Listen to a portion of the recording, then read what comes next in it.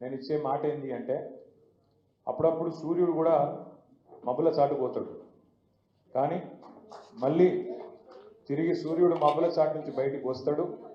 మళ్ళీ ఎప్పట్లాగానే ఈ ప్రపంచంలోని జీవరాశులు ఎప్పట్లాగానే అద్భుతంగా బతికేదానికి మళ్ళీ అవకాశం ఉంటుంది. తాత్కాలికంగా మన చంద్రుడు కూడా మబ్బుల చాటుకుపోయింది, మన కేసీఆర్ గారు.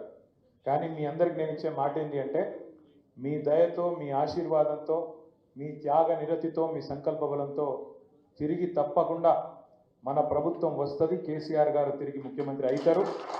తప్పకుండా నేను మీకు ఇచ్చే మాట, ఆర్ఎస్ ప్రవీణ్ కుమార్ గారు మీకు అండగా ఉన్నతమైన స్థానంలో మన ప్రభుత్వంలో ఉంటారు. మీరు భయపడవలసిన మాట కానీ ఉన్నతమైన స్థానంలో ఉంటారు. మీరు కూర్చోండి, ఉన్నతమైన స్థానంలోనే ఉంటారు.